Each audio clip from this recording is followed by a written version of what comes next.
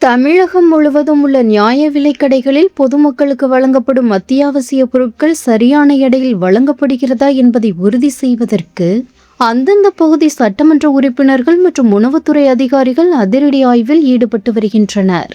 குறிப்பாக கடைகளில் உள்ள மின்னணு தராசுகளின் துல்லியத்தன்மை குறித்தும் விநியோக நடைமுறைகள் குறித்தும் இந்த ஆய்வுகள் தீவிரமாக மேற்கொள்ளப்பட்டு வருகின்றன. இந்த ஆய்வுகளின் தொடர்ச்சியாக தமிழக உணவுத்துறை அனைத்து ரேஷன் கடைகளுக்கும் புதிய மற்றும் கடுமையான உத்தரவு ஒன்றை பிறப்பித்துள்ளது.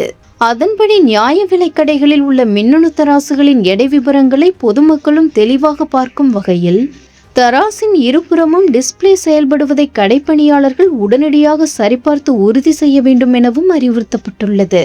இதன் மூலம் எடை குறைபாடுகள் முற்றிலும் தவிர்க்கப்படும் எனவும் நம்பப்படுகிறது. மேலும் ரேஷன் கடை பணியாளர்கள் அனைவரும் மிகுந்த கவனத்துடனும் விழிப்புடனும் பணியாற்ற வேண்டும் எனவும் அதிகாரிகள் எச்சரித்துள்ளனர். பொதுமக்களுக்கு பொருட்கள் வழங்குவதில் ஏதேனும் முறைகேடுகளோ அல்லது எடை குறைவு போன்ற தவறுகளோ கண்டறியப்பட்டால் சம்பந்தப்பட்ட கடைப்பணியாளர்கள் மீது துறை ரீதியாக மிக கடுமையான ஒழுங்கு நடவடிக்கை எடுக்கப்படும் என்று உணவுத்துறை திட்டவட்டமாக எச்சரித்துள்ளது.